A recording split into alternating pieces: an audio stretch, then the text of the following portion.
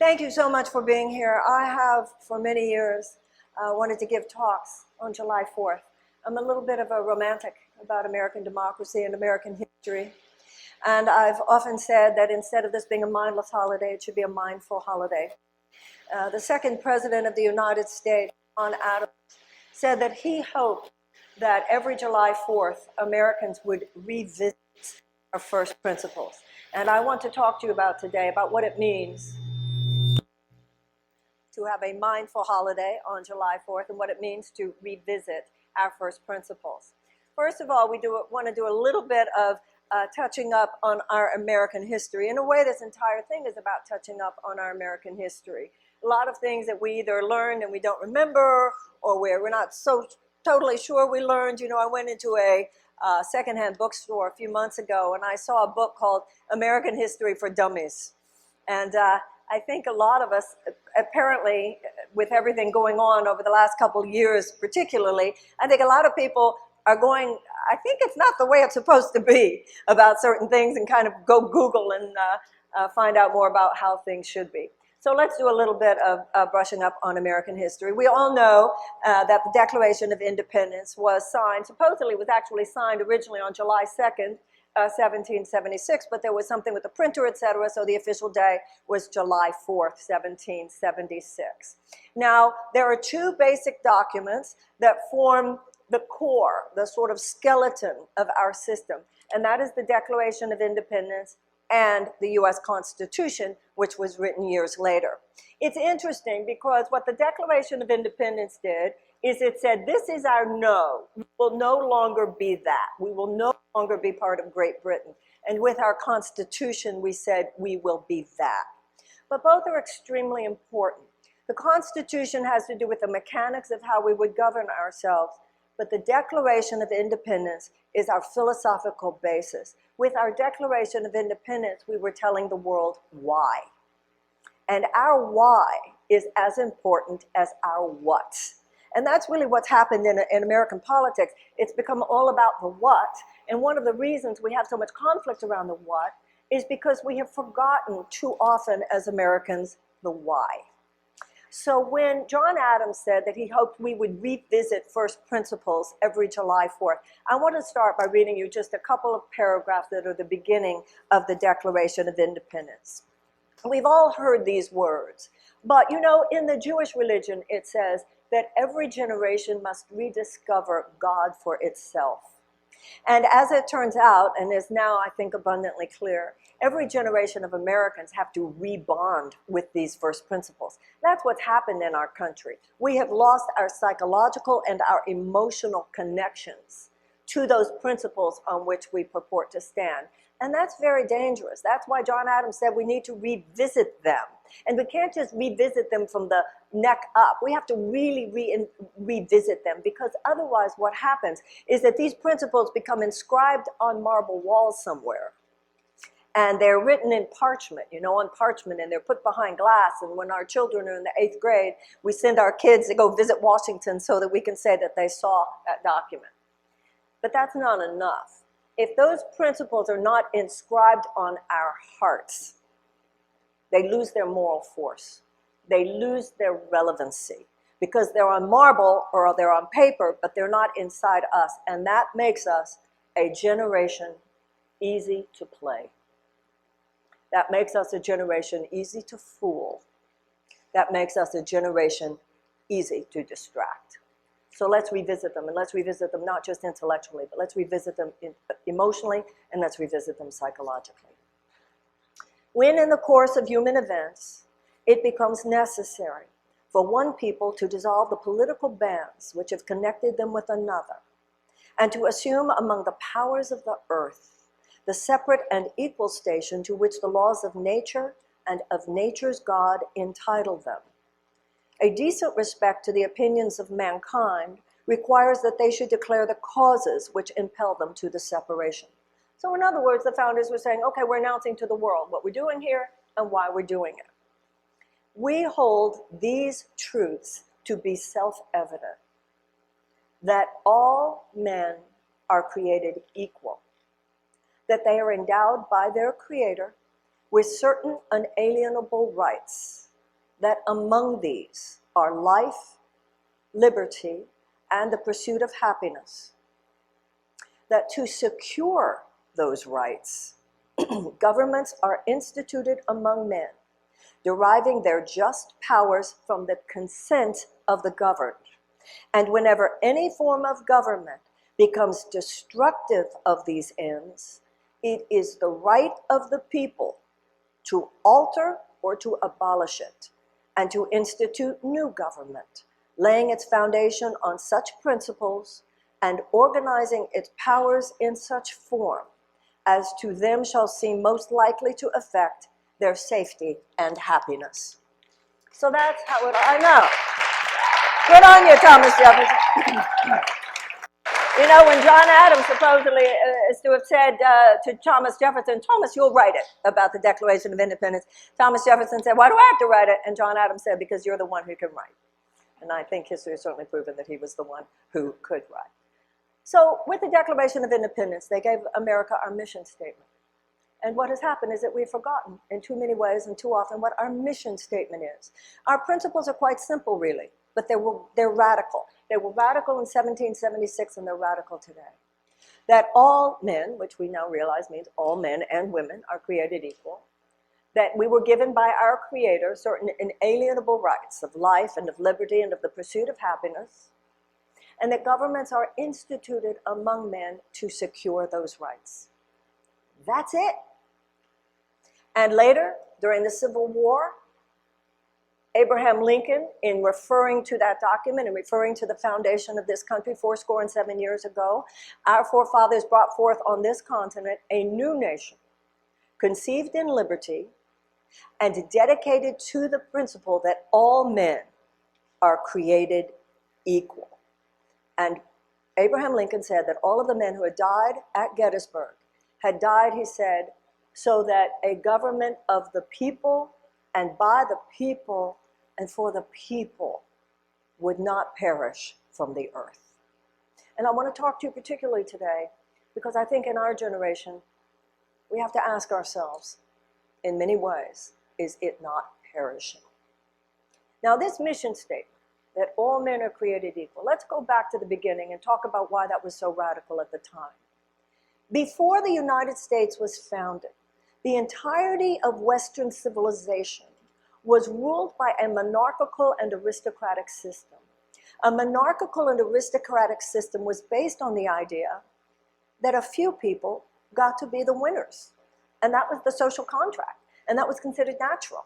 A few people, the aristocracy, there was the king or the queen, and then the king or the queen's rich friends. And this group of rich people, this upper class, they were entitled. They were entitled to the land. They were entitled to wealth creation. They were entitled to education. And if you weren't born into that class, you were condemned in a way on a social level to being not a slave, not a serf, but not much higher than a serf.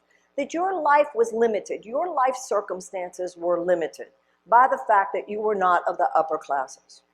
With the founding of this country, with the statement in our Declaration of Independence that all men are created equal, that all are created equal, and that God gave all of us life and liberty and the right to the pursuit of happiness, that was radical. You mean everybody? I mean, that was not how the world worked. And that governments are instituted to secure those rights. That that's the purpose of government. That governments are instituted to secure those rights, and if it's ever not doing its job, it is the right of the people to alter it or to abolish it. Now, in so doing, the story began. But that's also where the story got gnarly. Because of the signers of Declaration of Independence, and let's remember, by signing the Declaration of Independence, these men were risking their lives. If the British had won that war, then the people who signed the Declaration of Independence would have been executed as traitors against the King of England. You know, we all know about John Hancock and his big handwriting. John Hancock, sign your John Hancock, because John Hancock signed it so big. You know why John Hancock signed his handwriting in such a large way? Well, he's been a problem for George III for a long time. And also it's interesting to know that George III called all those pesky colonists insurgents, right? So John Hancock had been a problem for a while. And King George had said to John Hancock, you know, here's kind of go away, stop all this crazy revolutionary talk. So he tried to bribe John Hancock. You know, a lot of these people, they knew each other. They were all part of that original crowd, you know. And he had tried to say to John Hancock, stop doing this. John Hancock would not be swayed, and when he wrote this, his handwriting so big, he made some comment about how I want to make sure George sees this. Right? So by their signing the Declaration of Independence, they were risking their lives. That's how it all starts. That's also, however, how it got so gnarly. Because 41 signers of the Declaration of Independence were themselves slave owners. Now that's it. That's our story right there. That's the characterological dichotomy of the American mind. That's the polarity at the center of the American narrative. That on one hand, we are founded on and at our best aspire to, and sometimes even actualize, the most enlightened, the most illumined, the most aspirational principles that have ever founded the core of a nation. And we have also been, from the beginning, at times, the most violent transgressors against the principles on which we purport to stand. This is not new. This has been with us from the beginning. It couldn't be embodied more clearly than in the fact that some of the men who actually signed the Declaration of Independence were themselves slave owners. Not all of them, but 41 of them. Now, every generation has reenacted that polarity. And that is as true of our generation as of any generation before us. We have been in every generation. And once again, remember, this is as true of us now as it has ever been. Every generation has been filled with people so inspired, who really get how big this is, whose hearts are ablaze with how world-shattering this is, that it shatters the old order, that it shatters the notion of oppression, that it shatters the notion of domination, that it shatters the notion of injustice, and it opens the world, it opens life to the possibility that anyone can be, that anyone can simply be, that somebody, if they don't hurt anyone else, we can spread our wings, we can be whatever we want, we can manifest and actualize our God-given potential. This is much bigger than just, wow, and you could have what you want. This is not just about our rights. This is about our collective responsibility that such an extraordinary gift is bequeathed to us, not just so that we can have fun with it. This is bigger than that. This is deeper than that. It's so that we, in our time, can so protect it and nurture it and expand it that it is passed on to our children even better than we found it. And that is as true of those of us right here as it was true in 1776. But there have also been, and there are today, people who look at that and hear that and have the view, no, that's not what we will be doing. And sometimes it's because to do so would be inconvenient to their economic purposes, and sometimes for reasons even more nefarious than that. Now you look at American history and you see that that has been our narrative. Every generation writes its own chapter in this continuing story. So every generation takes its stand and basically writes its story one way or the other. Over time, we tend to self-correct. So yes, we had slavery in this country, 2.5 centuries of slavery. But then we also had abolition. I won't be doing that again. We had the suppression of women. We also had the women's suffragette movement and 2 major waves of feminism. We had segregation and institutionalized white supremacy in the United States. And then we also had the civil rights movement. We had the denial of marriage equality to gay people in the United States. Then we had the rise of the marriage equality movement. We had genocide of Native Americans, and genocide, but then also cultural annihilation of Native Americans. And we have had some improvement, much to be done. And you see even now people standing up at Standing Rock. So you can see how America plays itself out. Now it's very important that we revisit these principles, particularly now. Because if you realize that your mission statement is your guiding, God bless America. Guide her with the light from above. What does the light from above mean? The light above means the understanding, means philosophical understanding. Guide her with the light from above. The light from above means a deeper understanding. If you take every single public policy in the United States, both domestic and international, and you ask yourself, does this or does this not align with our idea that all men are created equal? We already got the part that it doesn't mean just men, it also means women. It doesn't just mean blacks, it doesn't just mean whites, it also means people of color.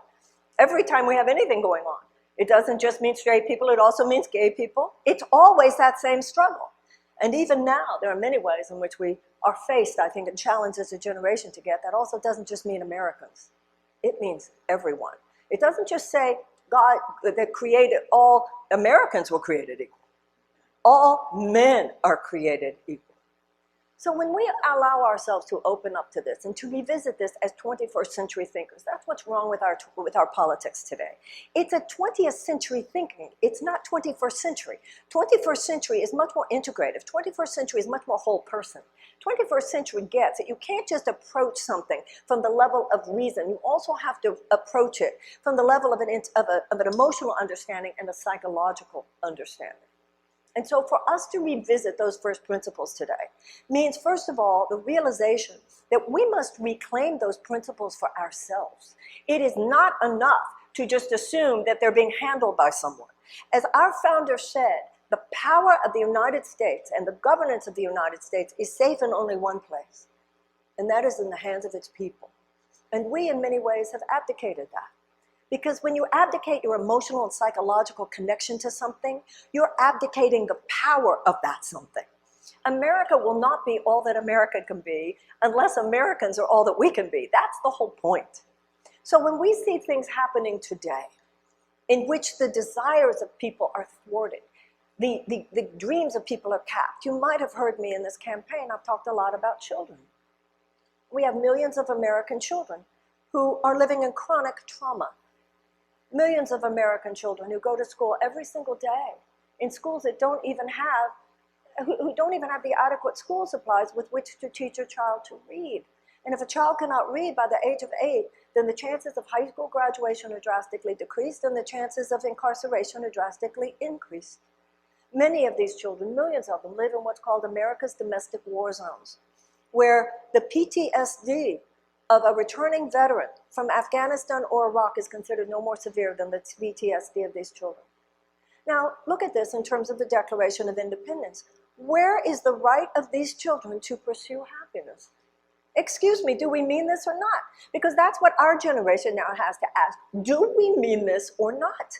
Because these children are full-on citizens of the United States, and even for those who are not full-on citizens of the United States, if all people are created equal and endowed with inalienable rights of life, liberty, and the pursuit of happiness. And let's drill down even more. Government's role is to secure those rights. So isn't it the function of government to secure the right of all these millions of children to pursue happiness? And then let's drill down even more and talk about why it's not happening. Because the more you drill down, the worse it gets, ladies and gentlemen.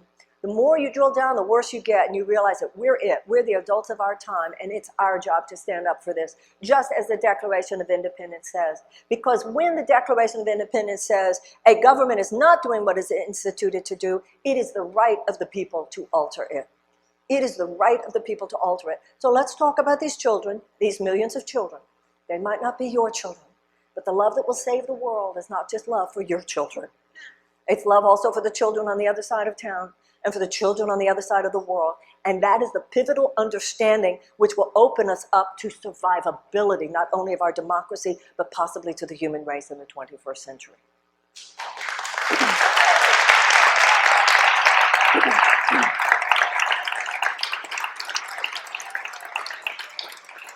Now, we're grown-ups. In my experience of people for the last 35 years, I've worked very up close and personal with people in crisis.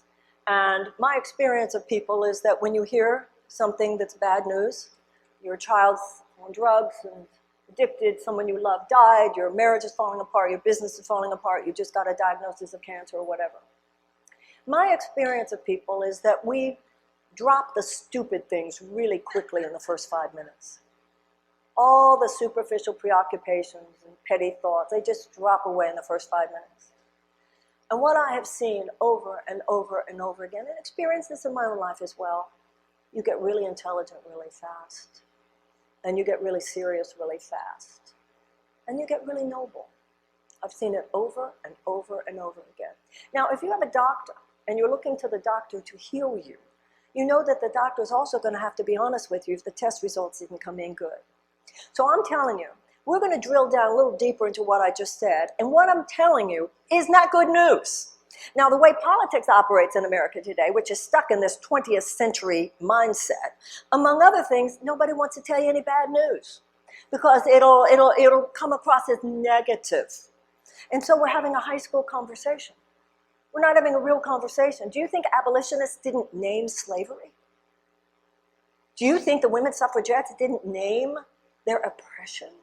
Do you think the civil rights workers didn't name the fact that segregation was going on? They were adults. They got what was going on here. And you and I, we need to be adults too, and we need to get what's going on here. And if the political establishment wants to keep it all superficial and only about the symptoms and only about the leaves, that's no excuse for us. We need to get deep, and we need to water the roots, and we need to rise to the occasion the way other generations have done before.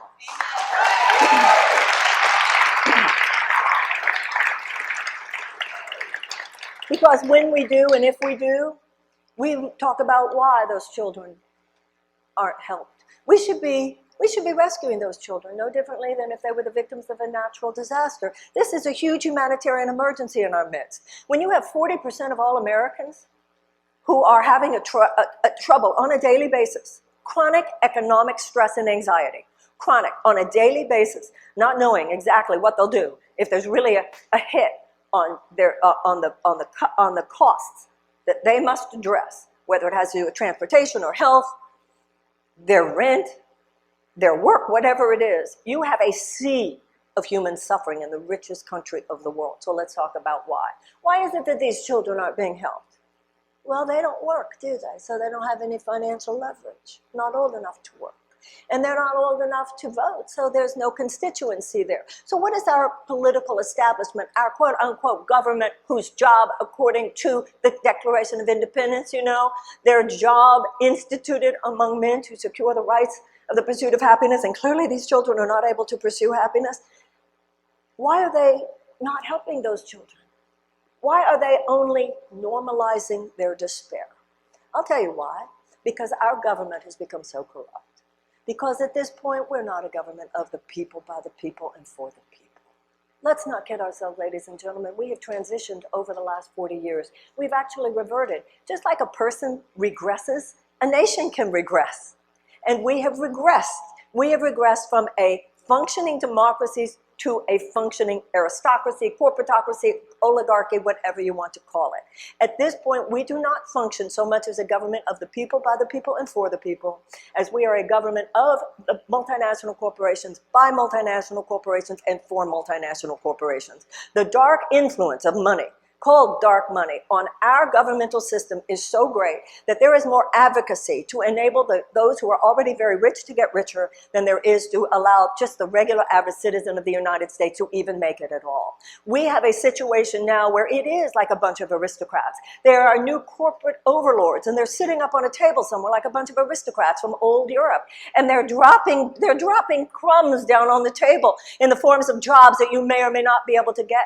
And you wonder how you have one major political party who has sort of been bought hook, line, and sinker into this view that maybe that's the way to run things. But you have too many other people, even in the other party, whose basic view is, you can take all those crumbs and give you a cookie. Ladies and gentlemen, this is the United States of America. Everybody gets to feast here.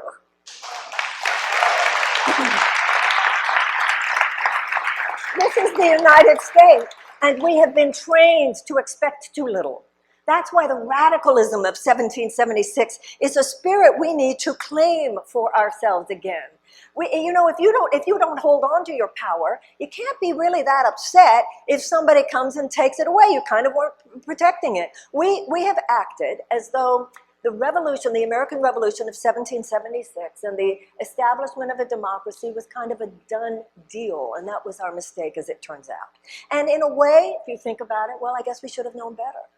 If you don't take care of your health, can you really complain if later you start losing your health? And if you don't take care of your marriage, can you really start complaining later if you start losing your marriage? And if you don't take care of your business, can you really complain later if you start losing your business? No, we have to recognize now the American Revolution is an ongoing process. Every generation, it is always thus. As my father used to say, the bastards are always at the door. And that's just like in our own personal lives. Until and unless you're some enlightened master, we all have character defects. We all have places in our personality where we know. If we're not cultivating the best that we can be, the worst that we can be is going to have its way with us. If we're not cultivating the part of us that's generous and kind and loving and of service, then the part of us that's neurotic and selfish and angry, it's going to have its way. And same with a country. A country is just like a person. It has different aspects to it. And this was true in 1776. There were slave owners. We have people today. The problem today is not a particular institution.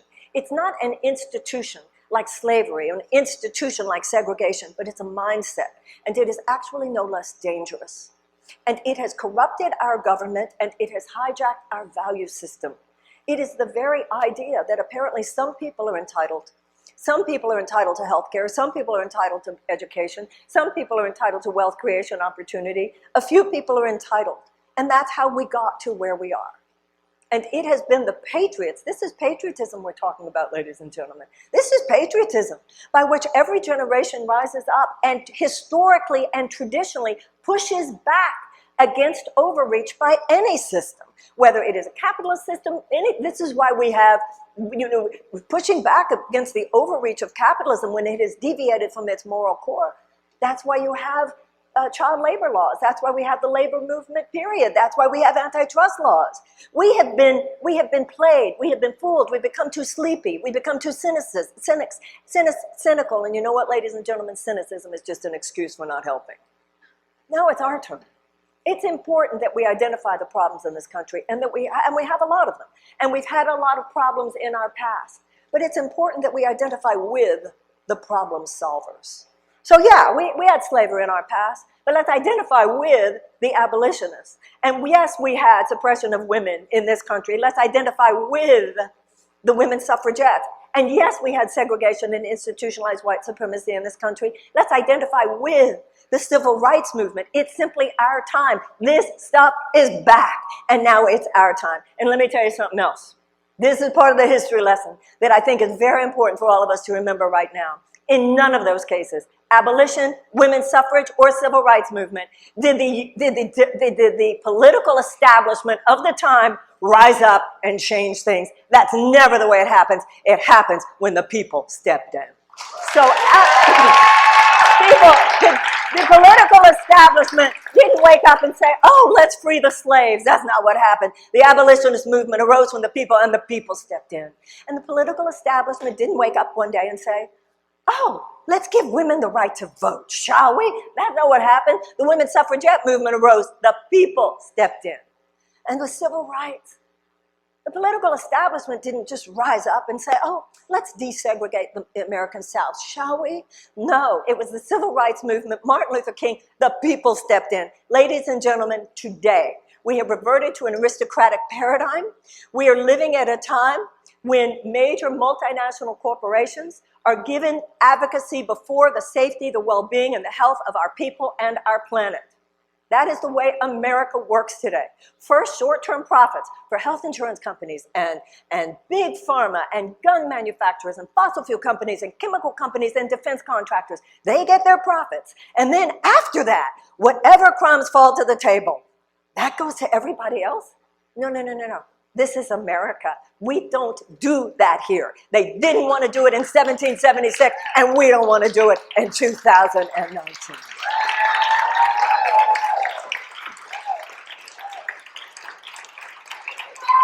And this is the most patriotic thing in the world.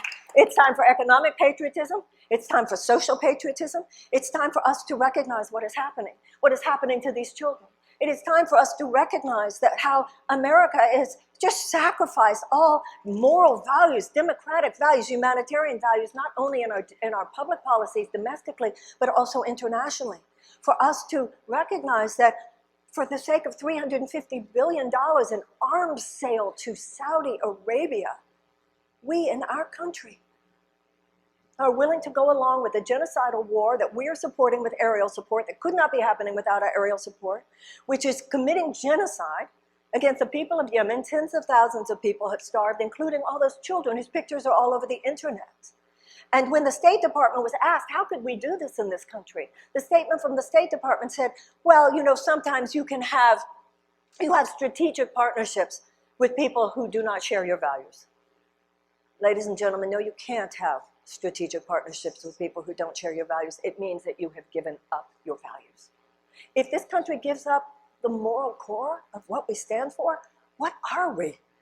And for this to be happening on our watch, and for us to be told, well, we'll do some incremental fixes here and some incremental fixes there. We have one major political party that, as I said, too many people in that party seem to now think it's okay because there's money to be made, money to be made. And then too many people of another stripe, even in the other major political party, who do want to do everything possible to ameliorate the suffering that is caused by all these terrible things. It's not enough to ameliorate the suffering. We must challenge the underlying forces that make all that suffering inevitable. That's what we must do. Otherwise, so what? You're gonna beat Donald Trump in 2020. You think those people won't be back in 22?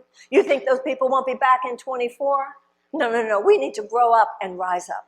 And that's the thing. As long as the political conversation remains like we're not really getting down and talking about how bad it is, if we don't have an adult conversation about how bad this is, how will we get to how good it can be? The people who founded this country, these were very mature thinkers.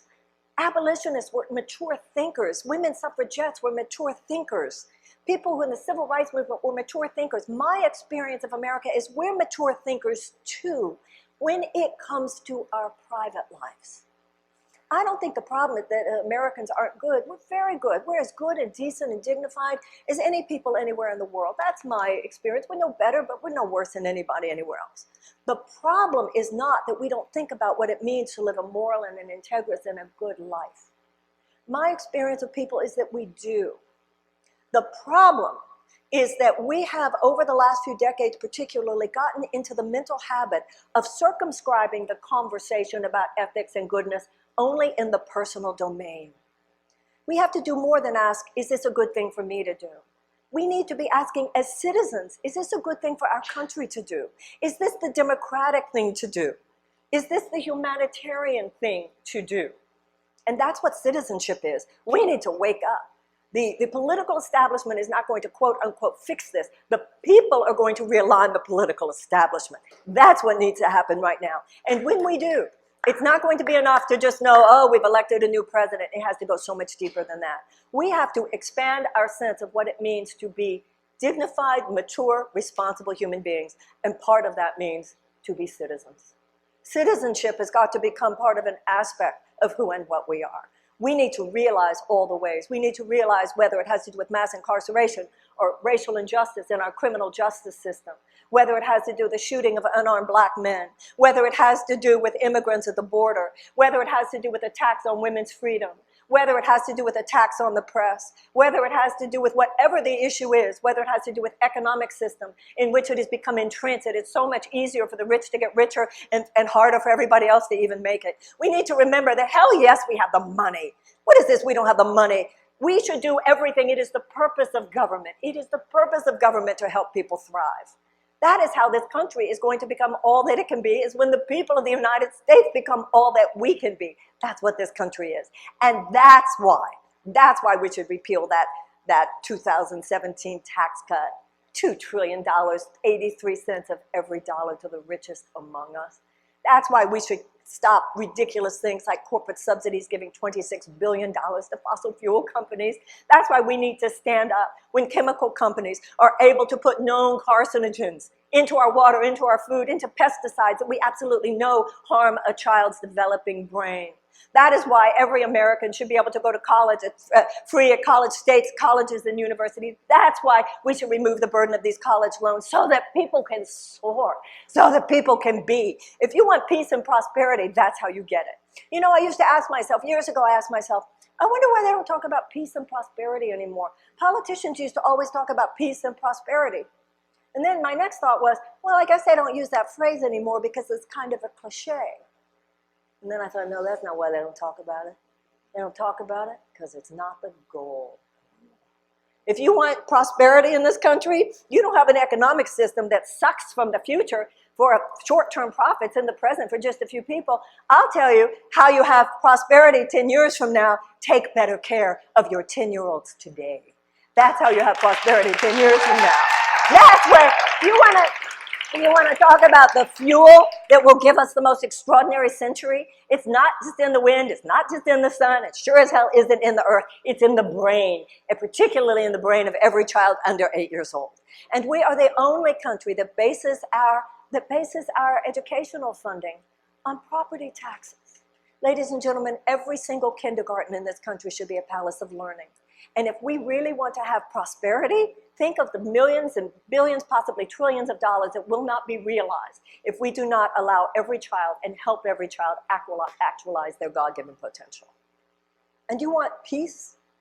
If you want peace, you don't just have a national security agenda that basically just serves short-term profits for defense contractors. We need to wake up. Many of us are old enough to remember Dwight Eisenhower, who was the supreme commander of all Allied forces during World War II. When he warned us, when he left the presidency in 1961, he warned us of the military-industrial complex. Because before World War II, we had no standing army. Obviously, we need a standing army now. I have great respect for the military. My father fought in World War II. But anybody who thinks that our national security agenda is based only on the legitimate security needs of the United States is someone who is simply not looking deeply, and it is not an accident that the political establishment would not have you look deeply. There's a reason for that. And so the truth of the matter is that there are national security needs, which it's understandable must be funded and funded correctly and appropriately. And then there are a few $100 billion on top of that that have to do with short-term profits for defense contractors. And can we talk about how that money would help those children who are hungry? 41 million.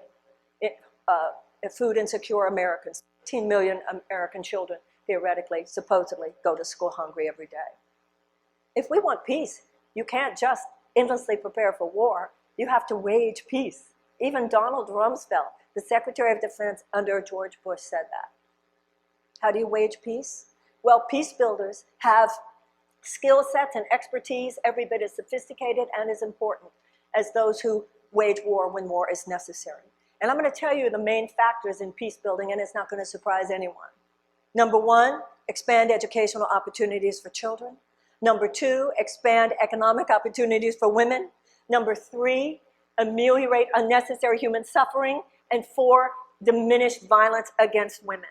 We should see large groups of desperate people as a national security risk. Desperate people do desperate things.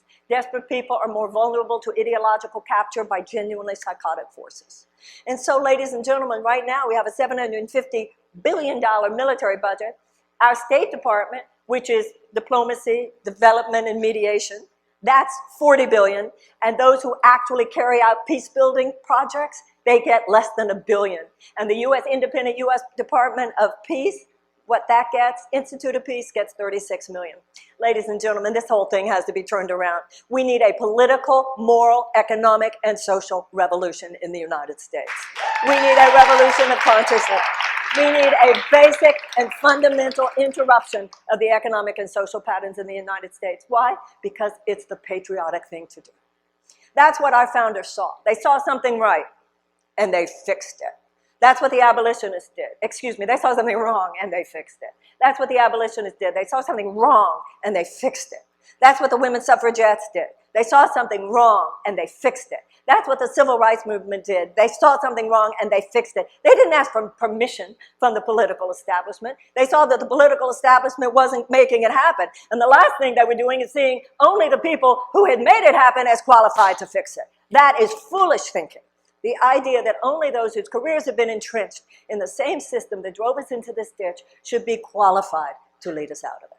No, we are the people of the United States. I'm not saying they're not the people of the United States, but we know in issue after issue after issue, the will of the people is not driving public policy in the United States. The people are fine, the American people are fine. The problem is that our democracy works now in such a way that it is not the will of the people that is driving our domestic policy. It is not the will of the people that is driving our international policy. It is too often the short-term profits of these huge major multinational corporations, the new aristocracy. Well, we handled that in 1776. It is time to handle it again. And this is July 4th. This is July 4th. And this is the day that we revisit our first principles and we remember that all men are created equal, that we were endowed, all of us, by our Creator with inalienable rights of life and liberty and the pursuit of happiness. That should include clean water. That should mean that we don't have lead in the water in Flint, Michigan, and we don't have Teflon in the blood of people in Merrimack, New Hampshire. It should mean that we do not have carcinogens in our pesticides that are being consistently manufactured, even though billions of dollars are being paid in lawsuits having to do with Roundup, having to do with non-Hodgkin's lymphoma, et cetera. We know that this stuff is happening, and it will continue to happen until and unless we, the people, rise up. And if we are looking to a system that has taken us to this point, just hoping that it's going to fix it, then I think we are fooling ourselves. We have been fooled, but we don't have to be fooled any longer. And so today, on July 4th, in remembering some very brave people before us who got it right in many ways, and even remembering those among them who got it wrong. But as Martin Luther King said, he wasn't asking for the civil rights movement was not asking for new freedoms. They were asking to cash a check that had already been given. We can't look to our founders, given how many of them were misogynists, how many of them were slave owners. We can't look to them and say with great honor everything they were and they embodied. But we can honor and be very, very grateful for the principles that were bequeathed to us in our Declaration of Independence and in our Constitution. Others did their part. Founders did their part. Revolutionary generation did their part. The abolitionists did their part. The women's suffragettes did their part. Civil rights movement did its part. Ladies and gentlemen, it's our turn. Thank you. Thank you! Happy July 4th! Happy July 4th! Thank you very, very much. Thank you so much. Thank you, thank you, thank you.